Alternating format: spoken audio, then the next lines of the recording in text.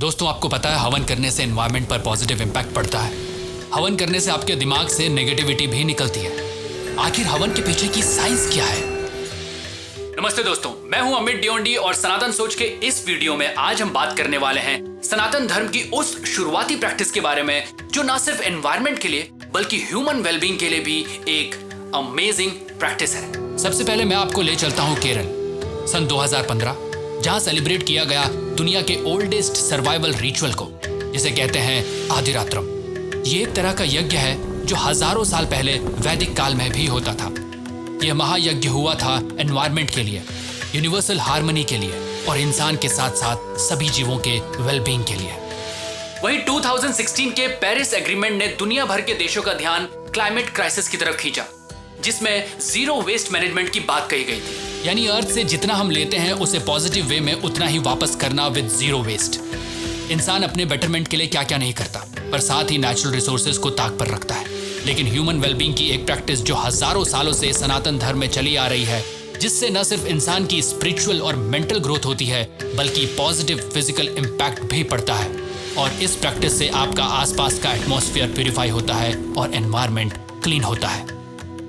दोस्तों, हम बात कर रहे हैं हवन की, जिसे बड़े लेवल पर किया जाए तो यज्ञ कहते हैं। यज्ञ मतलब होता है त्याग, बलिदान, सेक्रीफाइस करना, जिसमें आप अपना ईगो, सेल्फिशनेस और मटेरियल अटैचमेंट्स की आहुति देते हैं और कंपैशन और ह्यूमन वेलफेयर के लिए डेडिकेशन डेवलप करते हैं। अब यही यज्ञ डे टू डे लाइफ में हम छोटे स्केल पर करते हैं तो उसे हवन कहते हैं। हवन में यूज होने वाली सामग्री जैसे घी, जड़ी बूटियां, लकड़ियां, इनसे ऐसा कॉम्बिनेशन तैयार होता है जो आग में जलकर न सिर्फ आसपास के एटमॉस्फेयर को क्लीन करता है बल्कि हमें भी फायदा पहुंचाता है। दोस्तों, हवन जो है वो एक हीलिंग प्रोसेस की तरह है, जिससे आपके आसपास का एटमॉस्फेयर हील होता है, और जब एटमॉस्फेयर हील होता है तो ऑटोमेटिकली आप भी हील होते हैं। देखिए, इस फिजिकल वर्ल्ड में दो बेसिक एनर्जीज हैं, हीट और साउंड एनर्जी, और हवन में ये दोनों ही एनर्जी आप पर डायरेक्ट इंपैक्ट डालती है।